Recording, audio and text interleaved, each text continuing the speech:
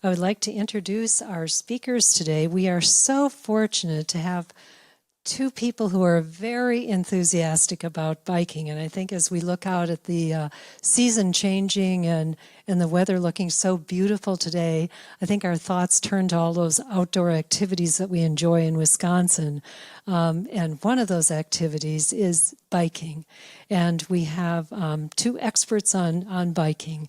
So we're going to talk about the history of biking in Wisconsin and then zero in on Fitchburg specifically and what Fitchburg has to offer in terms of biking and some of the historical aspect of that too.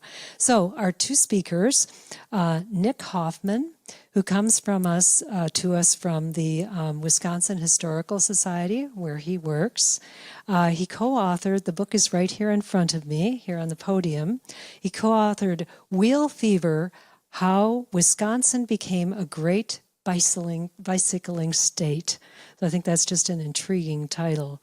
And then Steve Arnold, who is with the Wisconsin Bike Federation Board, but a very familiar face here in Fitchburg, of course, very active here and a former mayor of the city of Fitchburg, and also a very avid biker, as you will find with his enthusiasm for getting out and biking. So with no further information, I'd like to welcome then Steve and Nick.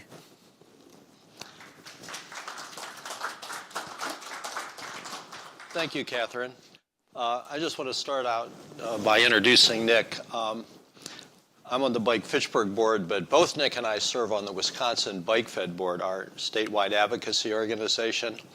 And when I got wind via Tom Hubble and Roger Tesh of the fact that you were looking for speakers, I immediately thought of him because I had purchased and read his book many years ago.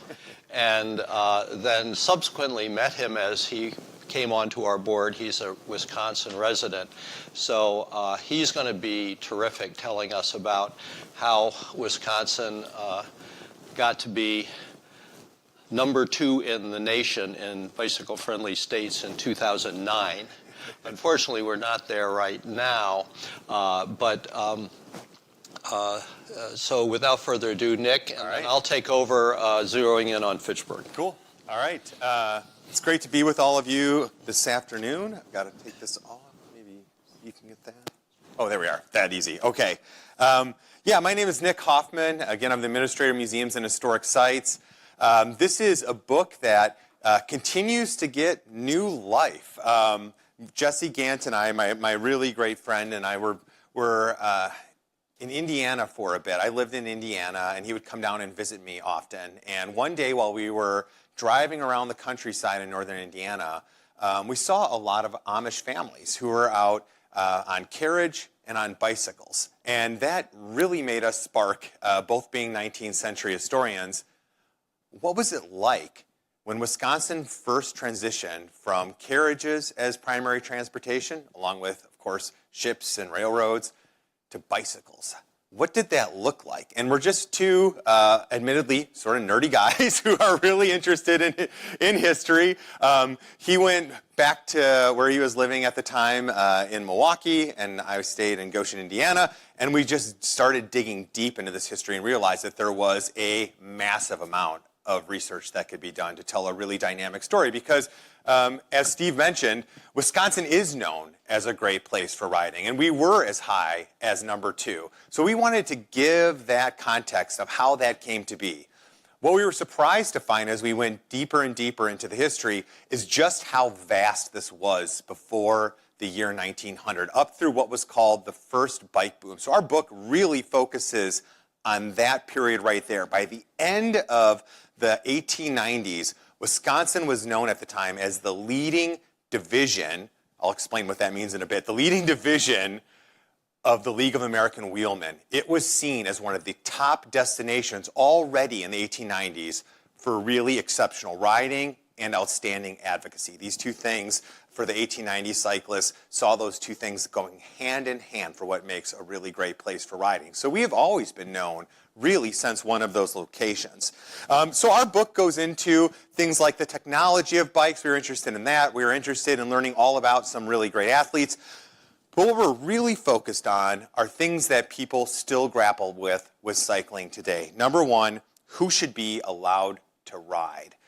Back in the 19th century, this was front and center. Should women be allowed to ride? Should African Americans be allowed to ride? Native people? What does that mean for the culture and time period for that? What does it mean for women who really start to push their ways into society during this time period in really new ways and use the bicycle for change? We're really interested in those big questions.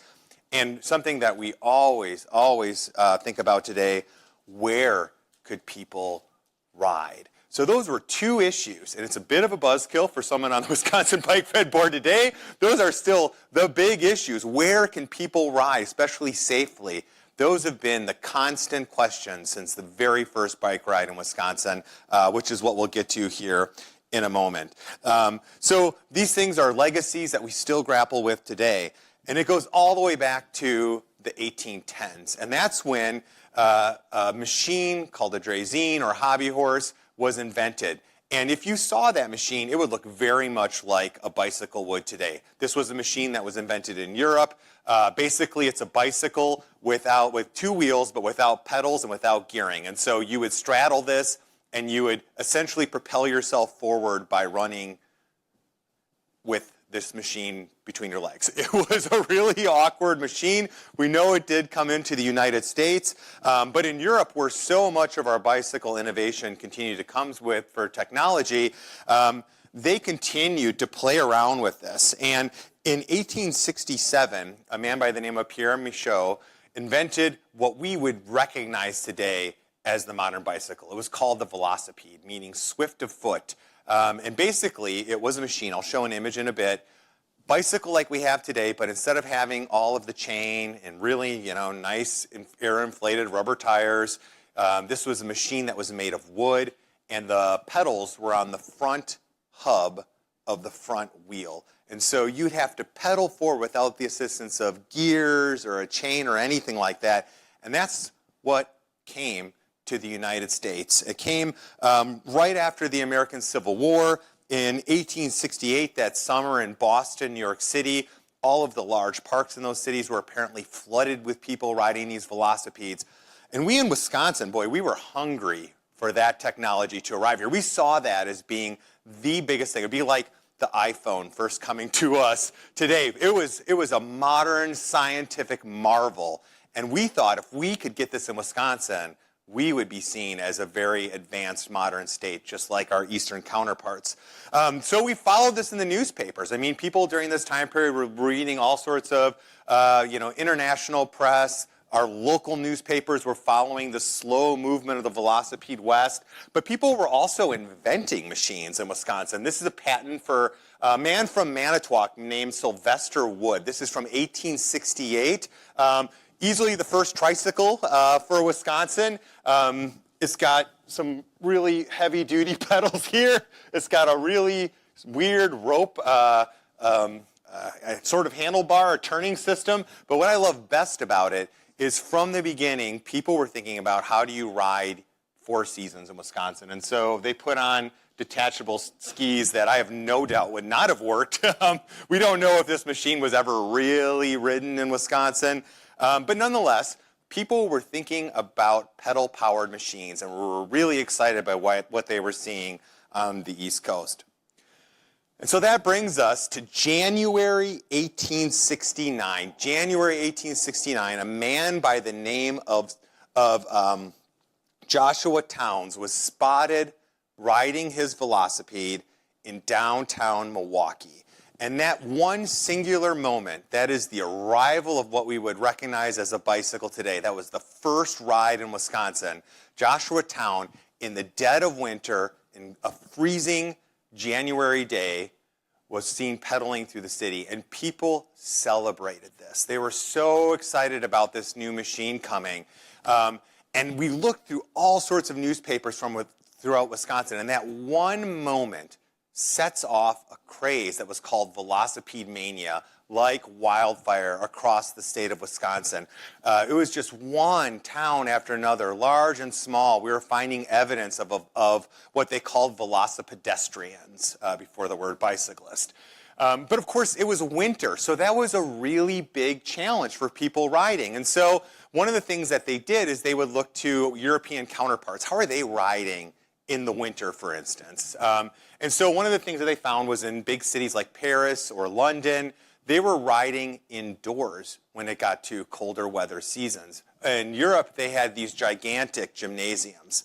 In Wisconsin, after the Civil War, we really don't have that, but we still tried our best to ride indoors. And this was the first velocipede rink, that's what they were called, that we found in Wisconsin. This one right up here was called Professor Veazey's riding school, or the velocipede riding school. It was the Milwaukee skating rink. That would sit right where U.S. Cellular Arena sits in downtown Milwaukee today. So right down in the sporting district of the city of Milwaukee. And so inside this rink, you could come in, you could bring your velocipede if you were fortunate enough to own one. Not a lot of people were manufacturing them. Some people were buying them from other states. Some blacksmiths we have found throughout Wisconsin, or carriage makers, started to make them, but they were incredibly expensive. Very few people owned velocipedes. So the other thing that they did is you could rent them in this space. You can rent a velocipede and learn to ride. Imagine going into one of these places, though, and you're learning to ride from somebody who maybe had been riding a velocipede for a week, maybe a month if you were lucky. And so I'll show a slide coming up. These places were such a mess. So many people crashing. And so another thing that they would do to improve their revenue in these velocipede rinks was they would rent tickets for people to come in and just watch the chaos that was unfolding. And they found other ways to show the possibilities of the machine. This is our first image of a cyclist in Wisconsin. Technically a velocipedestrian, but this is Miss Edith Schuler, and she traveled around the Midwest. She was from Chicago. She had an extended stay at the Milwaukee riding school at Professor Veazey's rink, and she was a stunt rider. It's kind of like BMX or street riding today, where you know, or maybe like if you've seen Pee Wee Herman in the introduction to Pee Wee's Big Adventure. They would stand on their seat, they would kick their feet over the handlebars, you know, really kind of drastic stunts. But the other thing that people are paying for is she is incredibly daring. She's wearing a very short skirt with essentially pants, bloomer pants underneath it. So even seeing a woman riding, this was such a massive challenge to what the societal norms were for this time period, that in the newspaper, we would occasionally find people really questioning her riding in this rink. But nonetheless, this was a popular thing for a while. These velocipede rinks appear all over Wisconsin, generally the second story of like a Masonic lodge where they have a large room, or a small opera house in a city. This is McCourt's Hall. It was a meeting hall in downtown Oshkosh. They rode on the second floor. That was their velocipede rink. So these are buildings that are no bigger than this room. So just imagine riding a modern bicycle around in this room. Imagine riding a bicycle in here that you're riding for the very first time, and there's maybe 20 other people or so trying to scoot around in this space. It wouldn't work for us today. It wouldn't work in the past. This is another great example, Metropolitan Hall in Appleton. The second story was also where their velocipede rink was located. And here's the chaos unfolding inside one of those spaces. So the velocipede, though, it is a craze for a while. People were really excited to see it. We start to see people thinking about this machine not just as a plaything. They're really testing the ideas of it. In some cities across the United States, there are already police who are riding bicycles. There are people who are starting to experiment with it for just daily use. We actually found our first commuter in Wisconsin was either a professor or a student at Lawrence University, because the Appleton newspaper described a velocipede parked and leaning up on Main Hall, which still stands in downtown Appleton. So this was something where people were seeing the possibilities of what bicycling could become. But society was simply not ready for this. They are thinking of things like Edith Schuler wearing a short skirt, riding in public, and people were really nervous and scared about this. So letters to the editors really start to compound. They start to describe people as being mad or crazy when they're riding these machines. And the whole movement, because there's not an organization there to support it, and the societal pressure, it falls apart. The first Velocipede arrives in January. We could not find another Velocipede ride in Wisconsin after about May of that same year. It is just a complete peak and a really sharp valley. So what ends up happening is that in Wisconsin, the bicycle or the Velocipede during this time period just totally takes a back seat. People aren't riding it. These things, we're lucky that so many are still preserved in Wisconsin. They just become these novelties in a lot of different cities, but people are just not out riding them.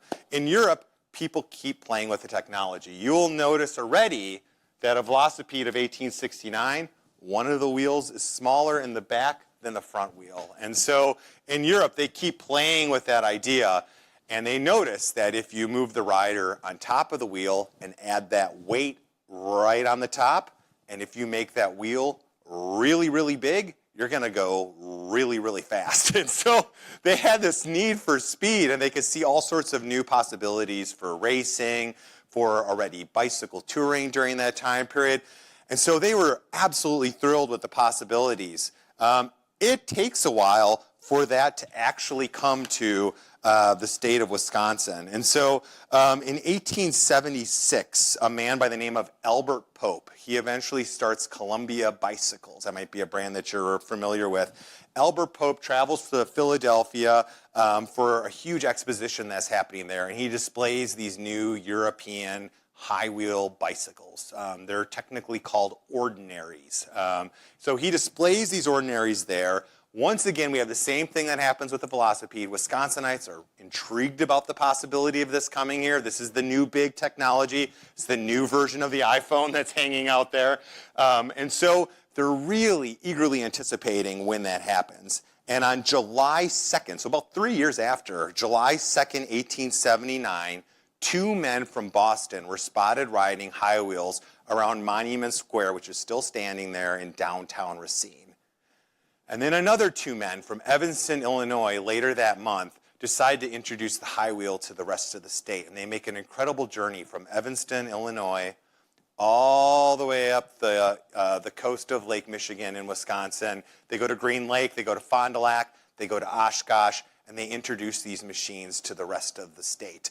It's really incredible, though. People were so excited for this new machine. They saw it as being so much more practical than that big, clunky Velocipede. They would meet these machines, these riders, in massive crowds. In Oshkosh, a hotel that was located right in the heart of downtown hosted the two riders. They displayed the Velocipede on the main floor, or the high wheels on the main floor of the hotel. The Oshkosh Orchestra was there around it, and people lined up around the block just to come in, hear the music, and see these machines in person. So it becomes incredibly popular. But these machines were wildly expensive. They're using these technologies for steel tubing, et cetera, that is just starting to take off in the United States in some big ways. So this is pretty expensive. The machines are still quite large. And so in Wisconsin, what primarily ends up happening, as is true across the United States, is that the clubs are primarily young men who have a lot of money because they're the sons of paper barons or something like that in the state, brewers, and they're kind of bored and they're really adventurous. They're daredevils, because to get on this machine, for one, I bike a lot. I would never do it. I would fall over. They really cordon off the sport for just them. It's not something that anybody can purchase and ride. And furthermore, they start forming clubs. One of the earliest clubs in the state of Wisconsin is the Milwaukee Bicycle Club. There's still lineage of that club that exists today. And right from the beginning, it's a club primarily for these young men to advance the hobby, mostly for themselves. And women too, because of the machine's design and because you were required to wear a long skirt in public, you're you're really not going to be able to ride. It'd be impossible and very dangerous with a skirt. They did have some other machines. They were even more expensive. These were basically tricycle versions of the high wheel. They had gigantic wheels in the back, usually a small wheel in the front. And women could pedal on that because their skirts would not get occupied. So this is Benjamin Foss Hooper. His spouse was very famous suffragette, Jessie Jack Hooper. He's from Oshkosh. So one of the big lessons from that first velocipede mania that occurred is that in order for this sport to really continue and thrive, they need to organize in some way for when that eventual societal push might come back. That early velocipede period, there already were city ordinances that were starting to dictate where people can and cannot ride. In Appleton, for instance, there was a sidewalk ordinance that was passed in 1869 that still is in place today, that you can't bike on the sidewalk, and that has lineage all the way back to that early period. And so these men, they were really interested in building out this sport and this leisure activity. So in 1880, the League of American Wheelmen, this gigantic organization that still exists as the League of American Bicyclists, they form in 1880 by Albert Pope, the guy who I mentioned earlier who started Columbia Bicycle Manufacturing. He wants to sell more bikes, and so he figures if he can start making these clubs across the United States, it's going to increase ridership. He's going to sell a lot more bicycles. So he would send agents to sell bikes and start clubs throughout Wisconsin. And we found a couple of his agents in Wisconsin starting clubs in places like Appleton, Wisconsin, creating more clubs in Milwaukee. And eventually, these small clubs in Wisconsin start to form into a cohesive group. So in 1885, this is the Wisconsin division of the League of American Wheelmen during one of their very first annual meetings on the shores of Lake Winnebago. So that's really the birth. When we think of organizations like the Wisconsin Bike Fed, People for Bikes, a lot of those groups, they have their early starts during this time period in the 1880s. So the high wheel was certainly a machine that was more popular than the velocipede. It is a machine that was used for a little over a decade, so it had a pretty good run as far as its technology went, but it never really takes off, again, just because of all these different constraints that were being placed on it. One really big issue that it had was that not a lot of people were buying it. And so in a city like Appleton, Oshkosh, it's really hard for us to get a firm estimate, but sometimes there'll be like a big bike parade in town and they get some numbers of people. And my guess in Appleton, there were somewhere around 300 to 400 people who owned a high wheel bicycle during that time period. So again, that big mass of people are not riding. Really what comes out of that high wheel era as one of the most important things that happens is those advocacy groups really do start to form. And one of the things that they're really interested in is good roads and very safe places to ride. So being in Fitchburg, where you have all these incredible trails, you have so many great bike lanes and side paths, it's those early groups that were really pushing that in Wisconsin. We often think that it's the dairy farmers who made our great roads across the state. It goes actually back to the 1880s and the League of American Wheelmen. They were the ones who started the good road movement, and we'll have some more on that in just a bit. So in 1887, there's a very important bicycle race that happens in the state. Bicycle racing was just starting to get popular. We had an amateur bicyclist named Terry Andre. He was a part of that Milwaukee Bicycling Club. They had a racing team called the Milwaukee Wheelmen. Terry Andre was easily the best high wheel racer in Wisconsin. And you may recognize Terry Andre from Kohler Andre State Park. That is named after him, actually. Not for his bicycling, but for him in general and his many other things that he did for the state. But in one race, he rode a high wheel against someone who had a new safety bicycle, which is essentially the same bicycle that we ride today.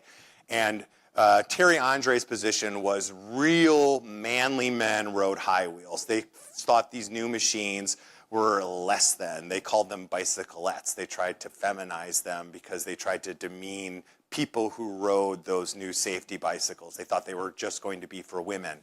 And so in one race, he was racing against a guy named Parker Surcombe, who was an OK racer. And Terry Andre still won that day, but Parker Surcombe, who really had no business being that close to Terry, finishes really close in that race. And it actually was the turning point that people started to see this new technology of a safety bicycle was going to really start to transform the future of cycling in Wisconsin. And it happened so quickly. In about 3 years, the high wheel bicycle is gone, and the safety bicycle absolutely explodes. So the safety bicycle is, again, a technology that was developed in Europe. It makes its way into Wisconsin by 1887.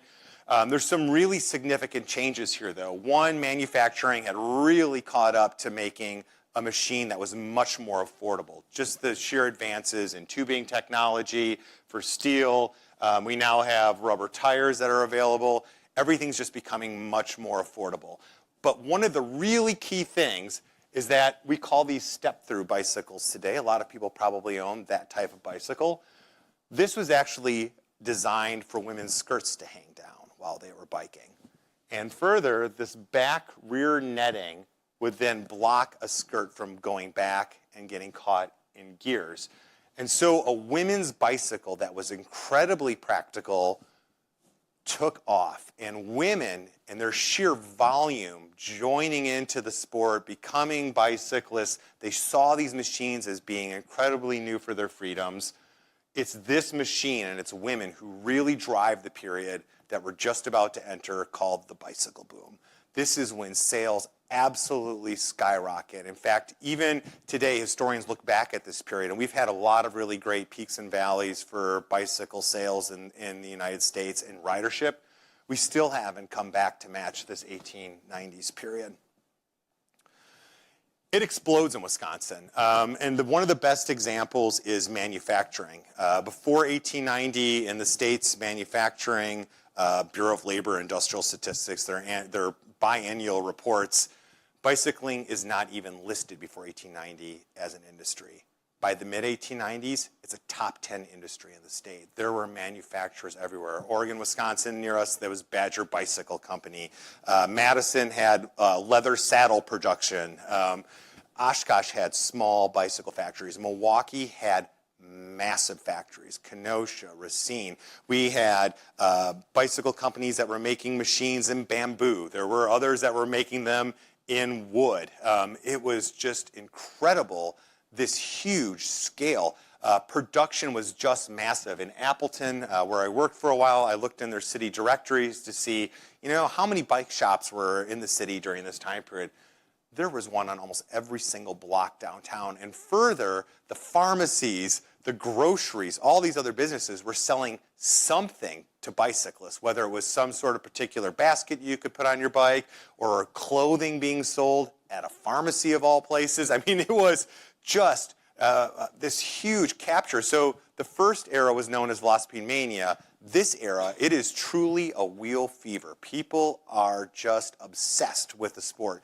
So this is just a great example of Groth Hardware Store. And bicycling takes up in Wisconsin as this incredible destination for riding. One of the things that I think Wisconsin today, certainly we're really a place that's known for hosting really great group rides. We have really nice rolling hills, paved rural roads. We're known internationally as a place for bicycling, but that really has fostered so much during this time period. Steve, in a few minutes, will talk about the growth of trails in this particular area. That's something that these 1890 cyclists were already doing. They were building side paths in some of our cities across Wisconsin. Eau Claire already had a bicycle path. It was a crushed gravel, but a bicycle path that connected some of their local cities. So already they're thinking about this during this period. But my favorite, it's not an invention for the state, but we really developed it better than most. In 1896, a man by the name of M.C. Rotier created this map. It's the bicycle road map of Wisconsin. And this is the first real detailed roadmap for the state. So this is an incredible thing that they were able to produce during this time period. But what it goes further, if you're a bicyclist, it's broken by region, which our maps still today are broken by region for cycling. It gives you a key. So each one of these roads, it's either a good quality road, it'll let you know that in this key, or it's flat, hilly, or like very hilly. I think it's very hilly. So you get a sense, like when you're planning out your route, where are the best ways to go? Partnered with that, a person who became mayor in Appleton in 1897, Samuel Ryan, created a tour handbook that went with this. And so it does the same thing. It tells you where are your best roads, but on top of that, it added this layer of hotels that were friendly to bicyclists all over Wisconsin. Bike shops that would give you discounts if you were a member of the League of American Wheelmen. It was this incredible network describing floral and fauna highlights along the way. It was one of our first major tour books for the state of Wisconsin. And so these two things partnered were these incredible gifts for cyclists. And we become a place where we know European cyclists were already coming over. There's a man by the name of Frank Lenz who tries to bike around the world. It's a great book called The Lost Cyclist on him. He comes to Wisconsin because he knows this infrastructure is here. It really was an incredible achievement in the 1890s. And all of these people are a part of nationally leading the Good Roads movement during this time period. And women especially saw the machine, as I've already mentioned, this was a machine of freedom for them. Because if you're a young woman, one, you probably didn't own a horse during this time period. Maybe your parents had one, so you either had to rent some sort of transportation, or just imagine being somebody, during this period and you want to go into town. You have to load up your horse, get your carriage set up. It really was a struggle every day for transportation. The bicycle offered new freedoms, especially for these young women, for instance, at Lawrence University. They could just buy a bike, and suddenly the world was unlocked to them in ways that it had never been unlocked to them before. So this is the SB Cycling Club at Lawrence University, and we've learned so much about them. They would bike through the countryside. Sometimes they would do rides wearing bloomers, so they were starting to really advocate for dress reform. So many of the women who are in this photograph actually end up becoming the leaders of their local suffrage organizations just about a decade later. So a lot of what they learned about forming their club, some of the risky, almost protest rides that they're going on because they want to wear bloomers and not have to wear skirts. It's all of these little tests that come forward for eventually setting up the suffrage movement. Frances Willard, a very famous Wisconsinite from Janesville, she actually published a book during this time period called Wheel Within a Wheel, and it's about her love for the bicycle and all of the freedoms that she saw as someone involved in temperance and suffrage. She saw the machine as being this great new freedom. And lastly, in the 1890s, while we have this incredible ridership, if we were to go to the newspapers during this time period, to the sporting section, and you went to look at the box scores, what are the big sports people are following? You're going to have baseball, boxing, horse racing occasionally. This is one of the biggest sports during this time period is bicycle racing. So the last chapter of Wheel Fever, we focused just on the bicycle racing during this time period. And Wisconsin was one of those places that was producing world-class bicycle racers. And one of the finest athletes in our state history is this man, Walter Sanger. When the Wisconsin Sports Hall of Fame was created in the 1860s, their first class included Curly Lambeau and included Walter Sanger. So at least during that time period, this was a household name. I'd love to see it that way again. So Walter Sanger was from Milwaukee. His dad owned a horse farm, and supposedly he would help break in these horses for racing by bicycling alongside them.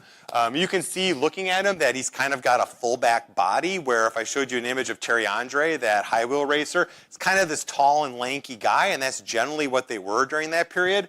But with this new technology, you didn't need to be tall and lanky anymore with those high-wheel bicycles. So Walter Sanger is just kind of built a little bit different than most of your bicycle racers during this time period. So in 1892, he's discovered by the Milwaukee Wheelmen. He was competing in some amateur sports. They put him on his team, and eventually he starts to win a lot of local races. He goes up to Oshkosh in 1892. There's already this big, nasty rivalry between the Milwaukee wheelmen and the Chicago wheelmen, so that has always been true for our state history. They meet in Oshkosh, and Walter Sanger just mops the floor with everybody. He wins all the races that he competes in that day. He is quickly picked up by a couple different sporting good companies on the East Coast. Eventually, he goes to Europe, where he ends up winning several European titles. He's a world record holder at different periods during his racing career. He is one of the greatest athletes in state history, easily. His other really big thing that comes into his career is in 1896.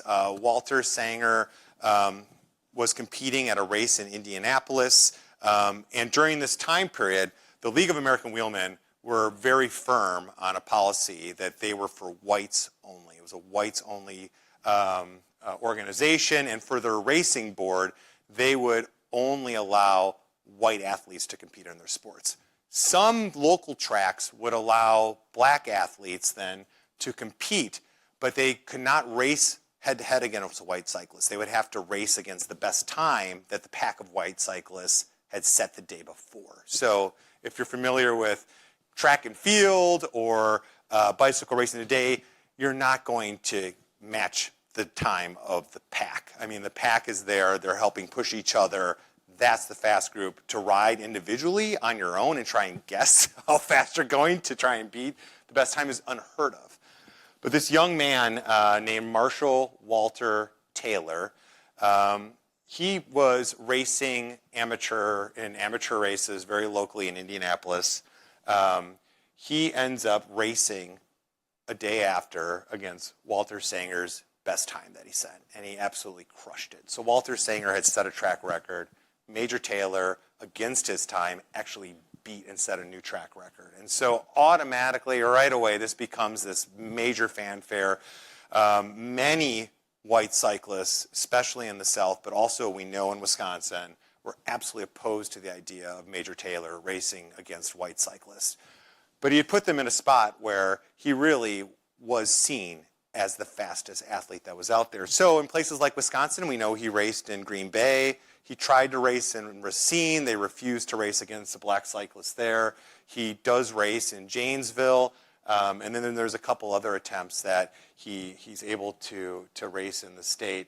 But he really overcomes this very firm barrier to a point where through special permits, he was allowed to race against white cyclists north of the Mason-Dixon line. But he was frustrated with that. I mean, who wouldn't be? That is ridiculous that he wasn't allowed to race in the South and consistently across the North. And so he ends up going to Europe, where he is easily known as the greatest cyclist in world history. Lance Armstrong, when he was at his peak, occasionally would go up on the podium wearing a T-shirt with actually a version of this image on his T-shirt to remind people of just how great Major Taylor was. There is really... we have had so many great cyclists, but Major Taylor is standing atop alone. So in the 1890s, as the bicycle boom is continuing to pick up steam, there is a period where there's overproduction.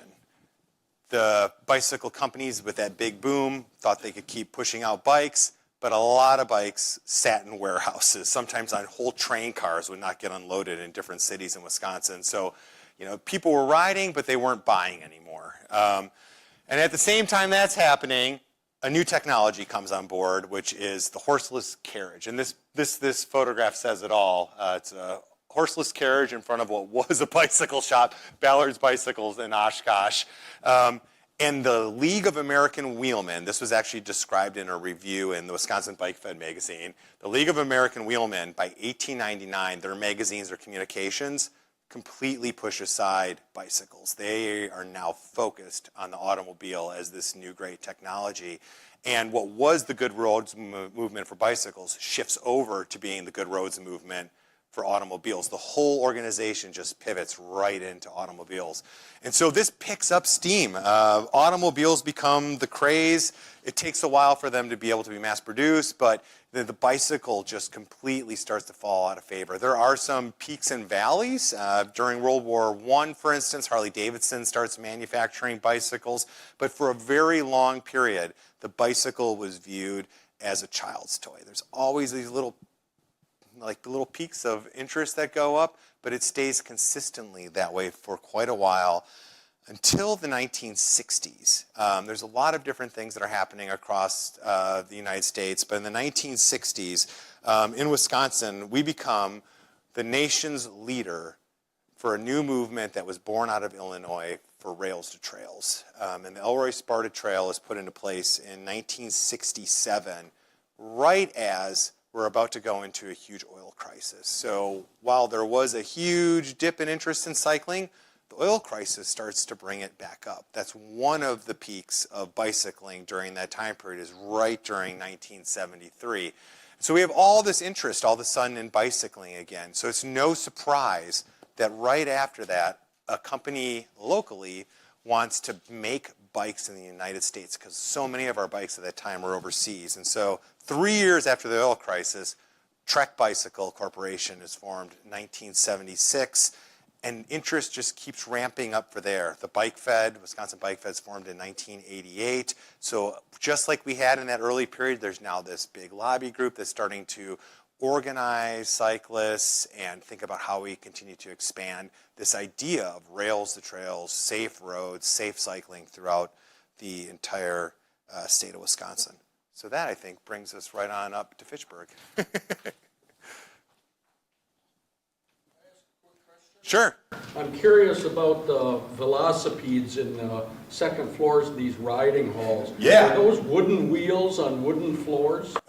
Wooden wheels with an iron edge out. So just like, think how noisy that had to be. Yes. I have seen some people who have either restored early velocipedes or have made their own.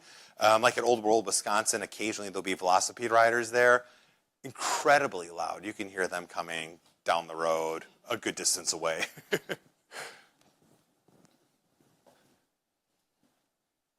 was great. Thanks very much. I got to get online here. We good? All right. So I'm going to go way back. I first want to talk about some of the natural advantages that Fitchburg had to becoming a great bicycling city.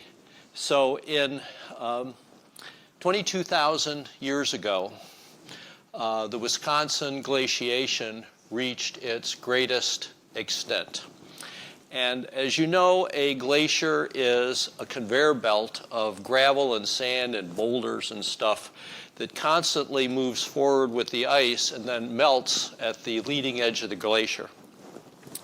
And during the period between 22,000 and 15,000 years ago, the melting was balanced by refreshed ice from its source. And so the margin of the glacier was stable.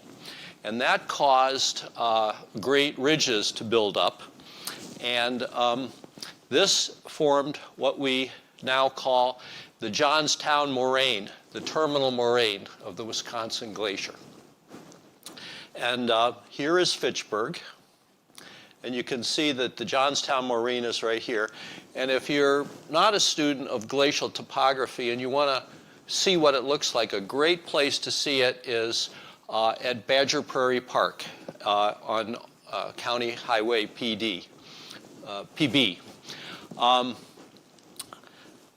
Some years later, some thousands of years later, the glacier receded, but again stabilized here and formed what we call the Milton Moraine. These are named for cities that they go through. And so you can see in Fitchburg, it comes in around where Seminole Highway crosses the Belt Line and comes down, comes through Seminole Forest and up over the Burnwood Hill that we're on right south of us here, where I live, and continues down. And so in between are bogs and wetlands and alluvial plains and very varied topography that makes biking around here so beautiful and satisfying and interesting. So we have, on a bicycle, you're traveling at a speed where you can cover a lot of ground, 12 or 20 miles in an hour, yet you're going slow enough and you're completely exposed to your environment so that you can appreciate the wildlife and the vistas and all the details of the scenery. And so Fitchburg is right in the middle of this geological jumble that is so interesting to drive or ride or walk through. Jumping forward many years, the next natural advantage we have is the fact that Madison was a railroad hub in the golden age of railroading. Again, you can see Fitchburg. You can see our 3 rail lines. This one is still active today, but the Illinois Central and the Chicago and Northwestern, which cross here at what will become the Velo Underground, are later abandoned and become rail trails, as Nick mentioned.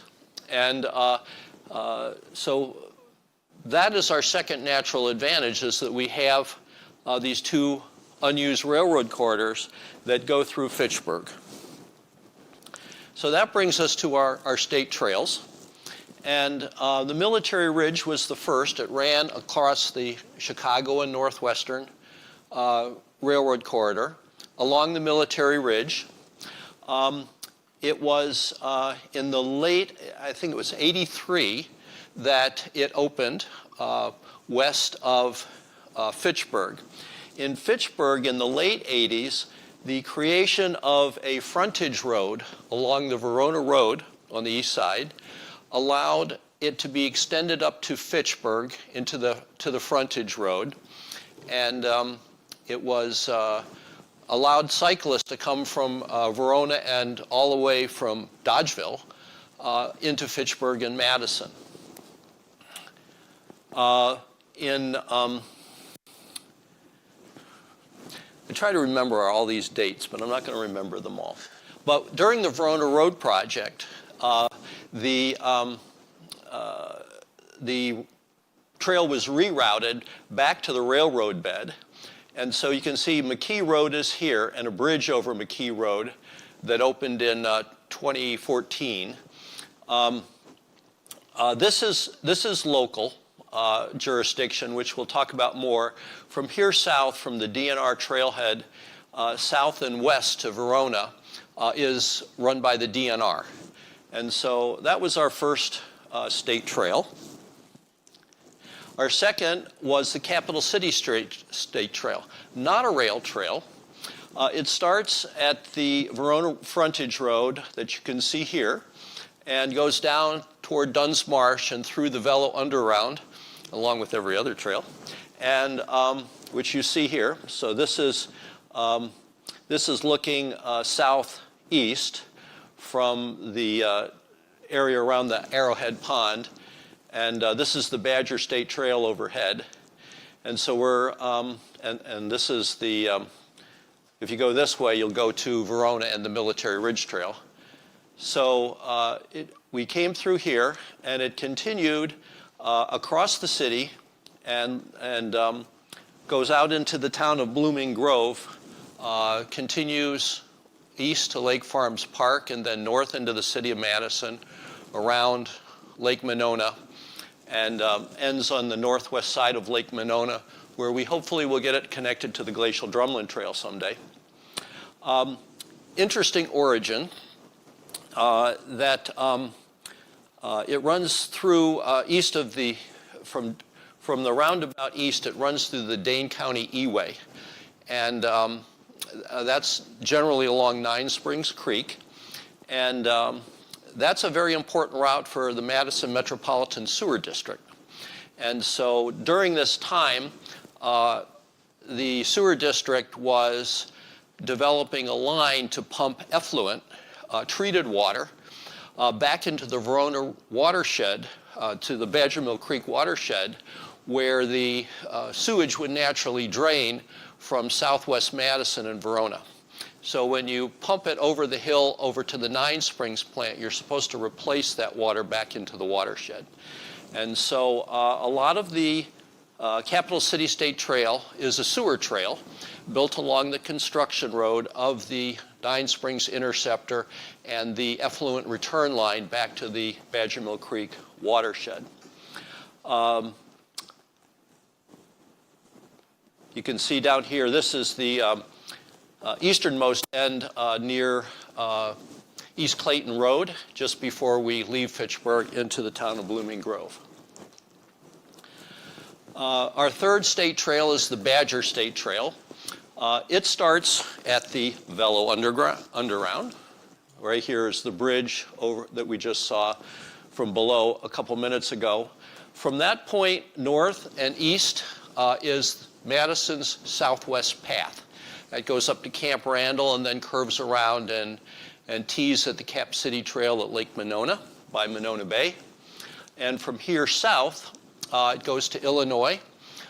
It follows the Illinois Central Railroad bed to the state line, and there becomes the Jane Addams Trail and continues on to the city of Freeport, Illinois. It is, interestingly, a rail bank. It's owned by the Department of Transportation for the possible future use as a rail line. And so things like when we built the bridge over McKee Road on the Badger State Trail, the bridge had to be offset so that it wouldn't be in the way of a future rail line if rail service to be restored again. You can see here, this is the opening during peak COVID of the bridge across the McKee Road. This was the fourth press conference I attended at this site. The first was to lament in 2006 or so that funding for the completion of the Badger State Trail in Fitchburg was going to be delayed for yet another biennium. Later, we met there again to celebrate the opening of the trail in Fitchburg and the paving and all the bridges that had to be redone. Again, when we installed the rectangular rapidly flashing beacons, the lights at the at-surface crossing of McKee Road, and then finally for the bridge. Many of you in this room might have been at this event. We unveiled the historical marker in the historic hamlet of Fitchburg on Went Road along the Badger State Trail, which you can see there at the bottom. And then this is typical scenery along the rural part of the trail in southern Fitchburg. People always wonder, they get to the Welcome to Fitchburg sign on the Badger State Trail, and it doesn't look any different than, the town of Verona that they just left. Another view of the Velo Underground, the Chicago and Northwestern Railroad continued from that DNR trailhead east, and it took an intergovernmental agreement between Madison and Fitchburg to build the first 5 stages of the continuing trail along that corridor. This area is called the Military Ridge Path. In about 2018, during the development of the Dane County Bicycle Wayfinding Manual, Fitchburg and Madison adopted a convention that they will name bicycle facilities through the woods that do not require state trail passes, paths, and those that did, trails. And so you will see that the Military Ridge and Cannonball paths and Madison's Southwest Path follow that convention, as do our Badger State Trail, Military Ridge, and Capital City State Trail, which all require trail passes. Now, other jurisdictions do not follow that convention. So we have, for example, the Oregon Rotary Trail on our southern border that was developed by the Village of Oregon, is called a trail, but it does not require, it is named a trail, but it does not require a trail pass. And the Lower Yahara River Trail to McFarland is a Dane County Parks facility, and they don't follow that convention, so they called it a trail. But that's why we have a Military Ridge path down to the DNR trailhead where it becomes the Military Ridge State Trail and DNR jurisdiction.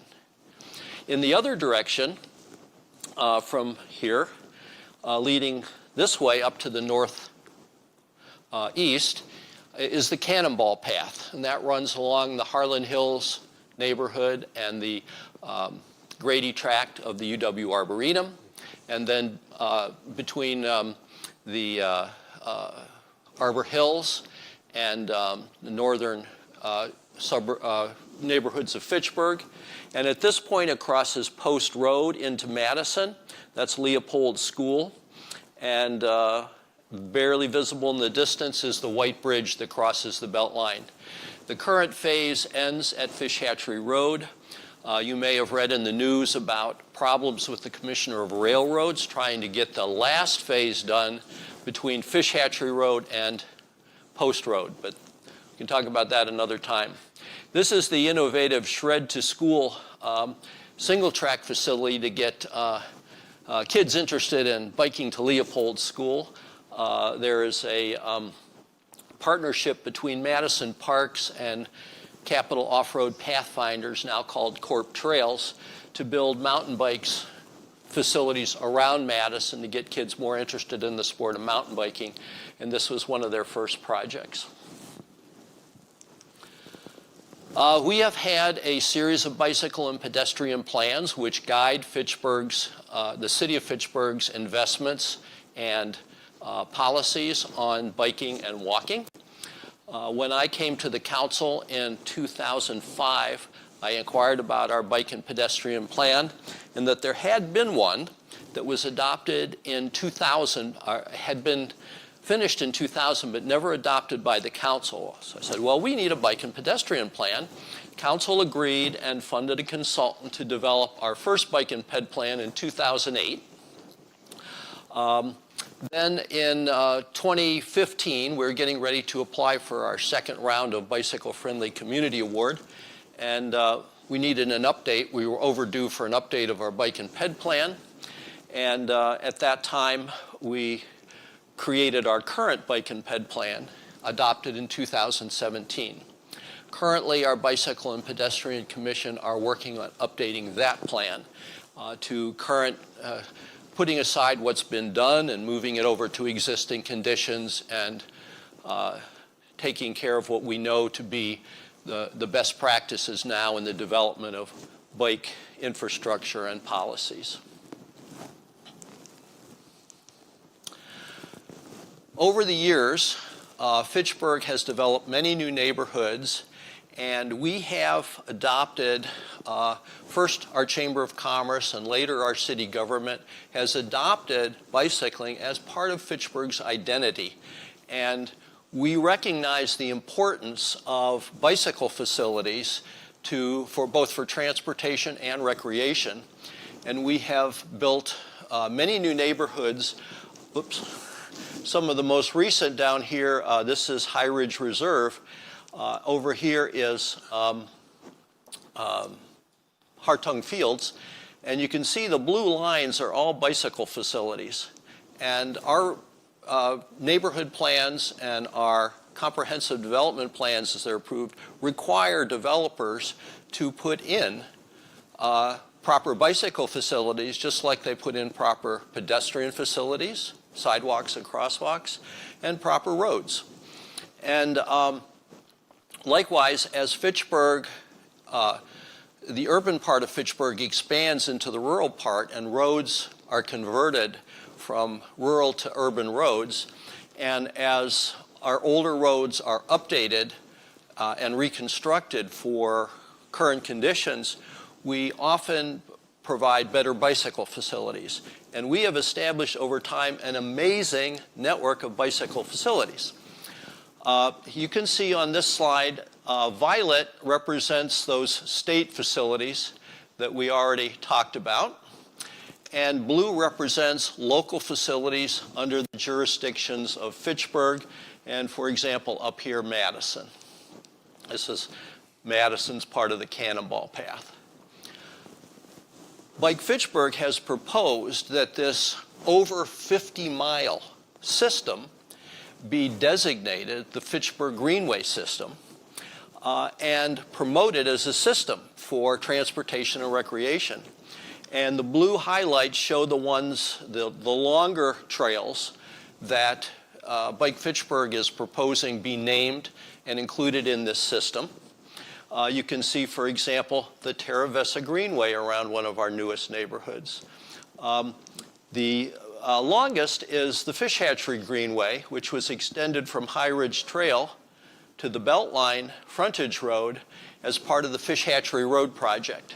But it goes all the way to Whalen Road, 4.2 miles. Lacey Greenway extends all the way across the city, although there are points that are missing and that are proposed to be filled later. This section right here, between the middle school and the Seminole Highway around, well, actually here, Wayfair Drive, that section is programmed and will be finished soon. Likewise, this area here along Seminole Highway, we call this the Seminole Greenway from the Cannonball Path all the way to Hop House today, but soon down to the Seminole Lacey Roundabout.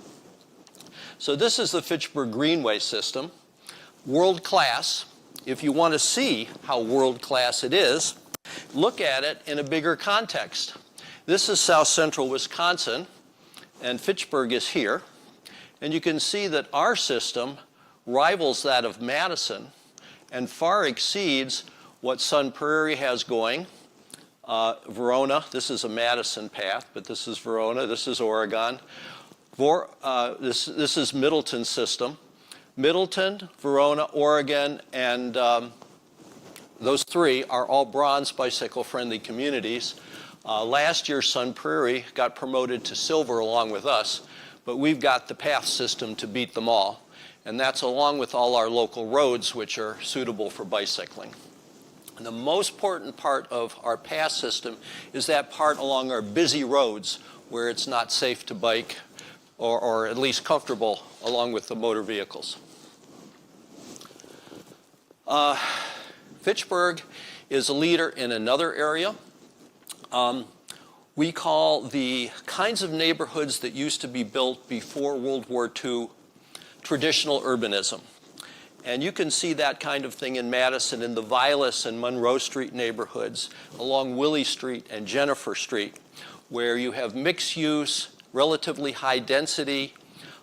People can get their daily needs at commercial sites nearby.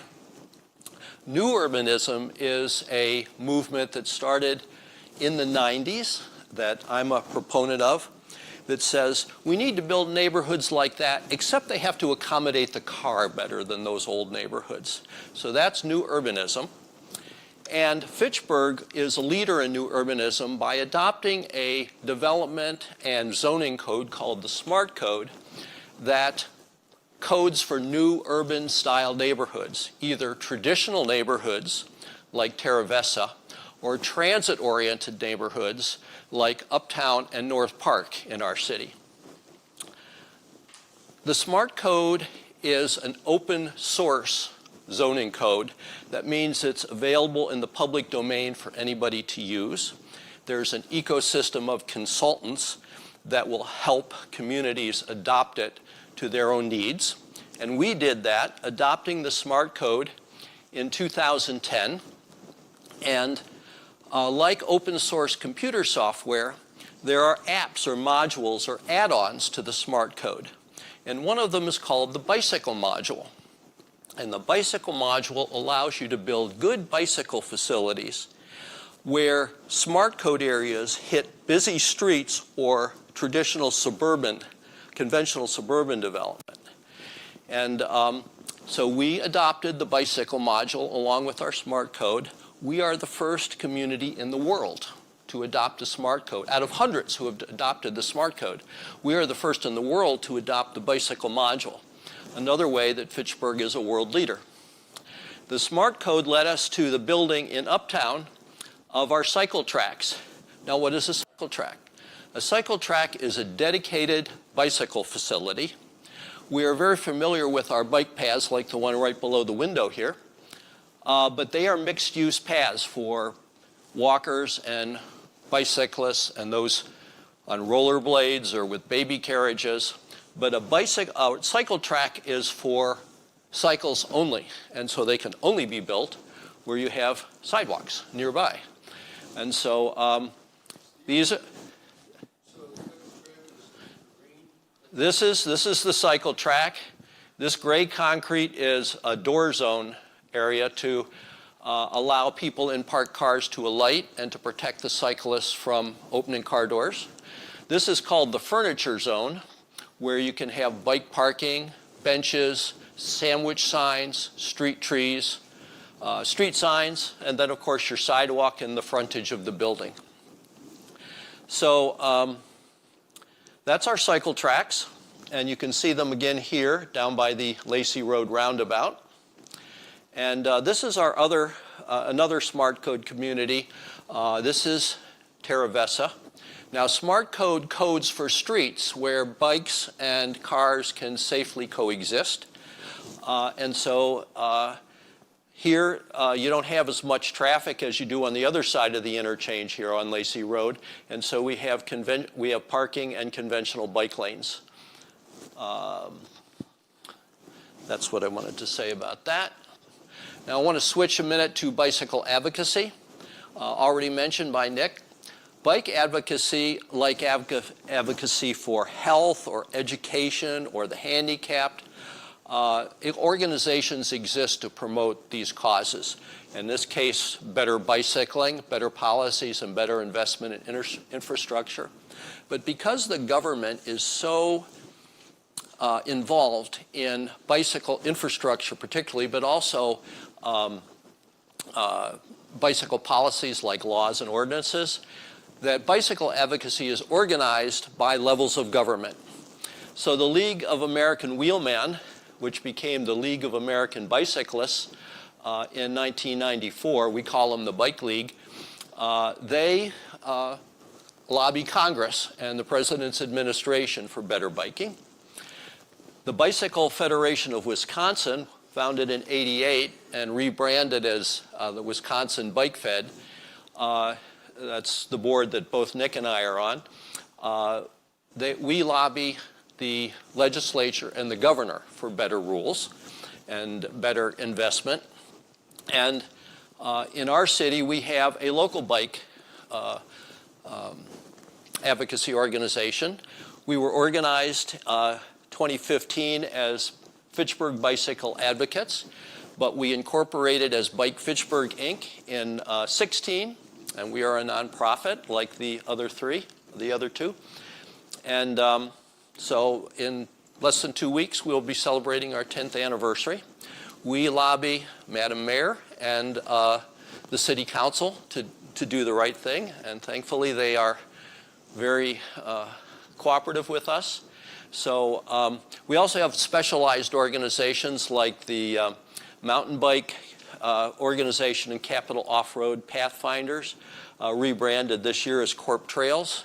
They also have a national organization called IMBA, the International Mountain Bike Association. Yes. Explain that these are not government groups. Yep, they're nonprofits. Yep. So Bicycle Friendly America is a program of the Bike League, the National Bike League, and it has components to recognize bicycle-friendly communities, bicycle-friendly businesses and universities. You apply to these and get evaluated. They also rank the states and DC for their bicycle-friendly states ranking. There's two main aspects of them. One of them is recognition for good things you've done, and this is why the Chamber of Commerce gets excited about, getting these kinds of bests. And the other is a roadmap to do better. And the advocacy organizations work very hard in both of these things, both promoting what we've done well and saying, look, here's where we could improve. And so Fitchburg has been on a road to become a bicycle-friendly community since I first learned, first asked to be a reviewer of our 2012 application. I had no idea.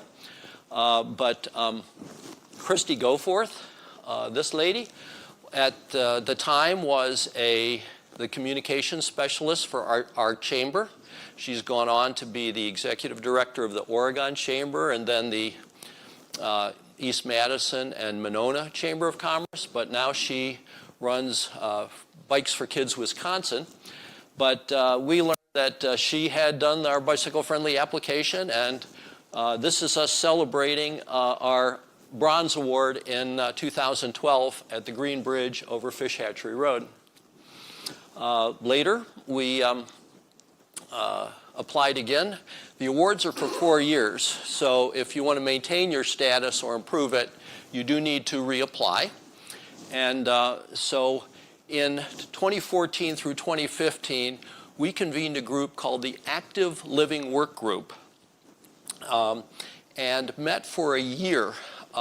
It was Dane County, the University of Wisconsin-Madison, and 6 Dane County cities, which all worked, their representatives for a year on their bicycle-friendly community applications.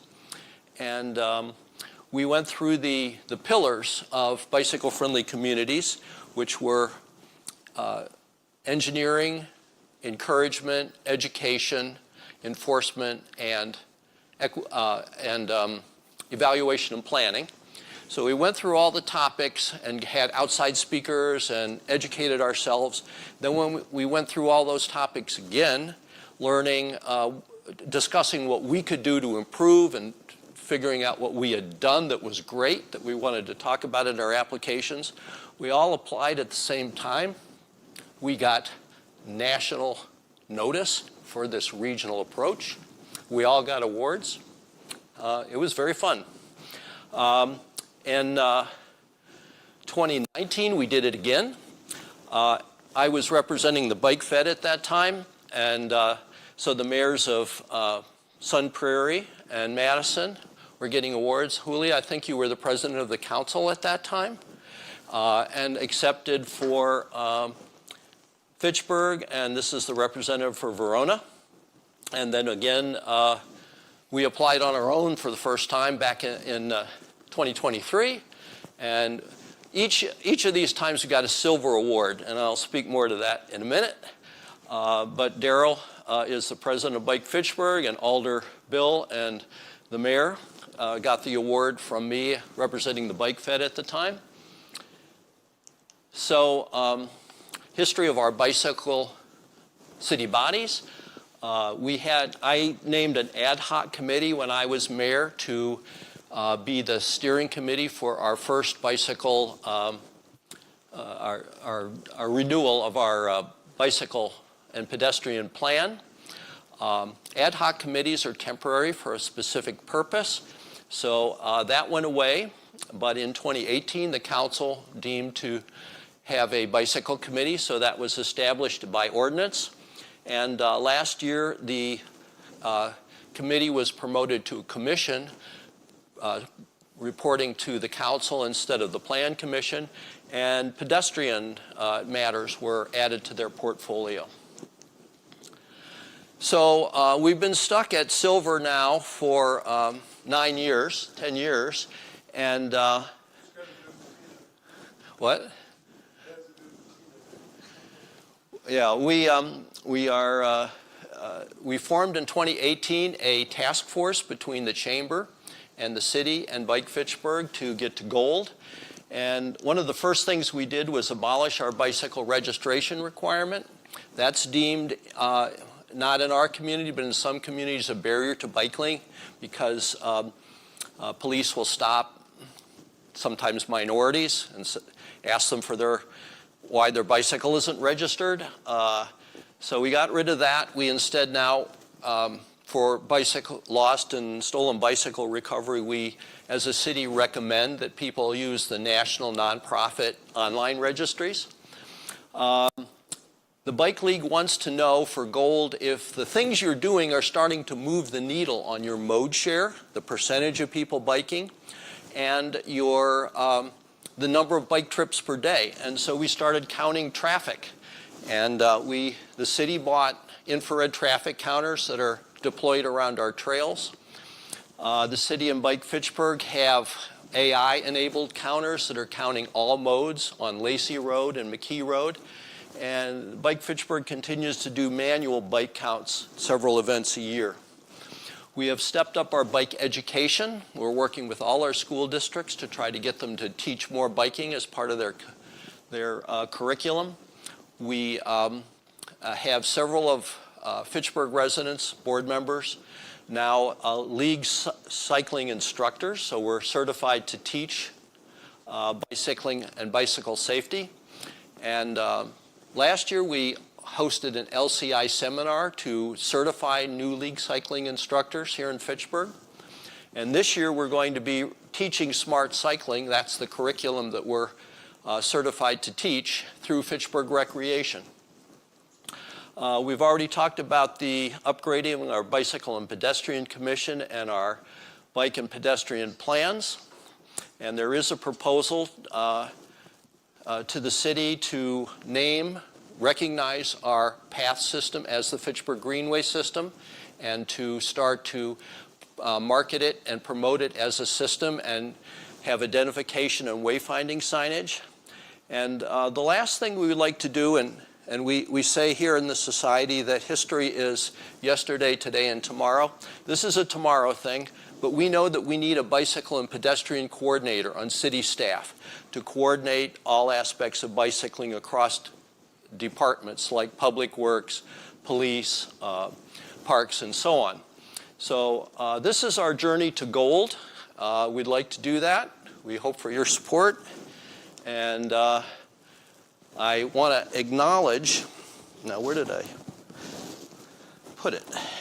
I want to acknowledge society member Tom Hovell and Fitchburg Planning Director Emeritus Tom Hovell for this amazing history of Fitchburg's bicycle paths that you can read on the society website. So that's a great thing. It's about 15 pages. And Nick and I will both take questions for any remaining time that we have. Yes? What about B-cycle? Oh, that's supposed to be on that list. Thank you. Yes, so Bike Fitchburg and the city and the chamber all worked very hard to expand the Madison B-cycle bike share system to Fitchburg. We are up to 18 stations. There are a few more yet to place for the Transportation Alternatives Grant that the city received from USDOT, and so we'll continue to do that. The B-cycle management is just amazed at how popular B-cycles are in Fitchburg, where our stations are off the charts. So we've done very, very well with supporting that system. Daryl. Two issues that comes up. I'll give you one, then I'll come back to you. How the different modes of transportation mix together on the city streets. Yep. And I know when bicycles first came out, there's issues with bicycles and horses and pedestrians. And now there's bicycles and cars. And so there is a history behind that. So how are things adapting? Well, And considering that a lot of bicycles are being electrified, how that's going to change? we could talk all day on that, but I will say that speed kills. And so it's not actually not speed, but the difference in speed. And so this is why we say don't ride on the wrong side of the road, because if you're going 10 miles an hour and somebody's coming at you at 30, that's a closing speed of 40 miles an hour. Whereas if someone's overtaking you at 20 miles an hour, 30 miles an hour, and you're going 10, the difference is only 20 miles an hour. So ride on the right side of the road. The busier things are, the more you need to separate the speeds. So that's why multi-use paths are great in Fitchburg, because we do not have as much traffic as you do, say, at Monona Terrace. Monona Terrace is one of the few places where we have a separate cycle track and a pedestrian way. Likewise, out at the Timmins Lakeshore Path, for a long portion of it, there's separate cycling and pedestrian ways because it's so busy there. When the capacity becomes high, you need to separate those modes. For people biking on the street, at 25 miles an hour and not very busy roads, mixed traffic is usually fine. But as you get to busy roads, you need bike lanes, designated separate space. And we say that it's comfortable on 25 miles an hour without bike lanes. At 30 miles an hour, we need bike lanes. And at 35 miles an hour, we need buffered bike lanes, so more space, like the buffered bike lanes we have up by the community center going east. All right, I'll take one more. Go ahead, Adrian. When you're riding along on the trail, are there points where you can make contact with the outside world if you're having problems? Or do you have to carry your own cell phone to make sure that you can be reached? This probably is not the history of biking, but it's best to have a cell phone with you or ride with someone else. That would be my recommendation. Obviously, when you have a road crossing or you're going along a road, people can see when you're in trouble. But if you're out biking alone, then you need to be self-supported, and that means that you need to be fit enough and comfortable enough to be on your bike by yourself and take along a flat kit. And again, I would always recommend a cell phone these days. All right, I guess we're over.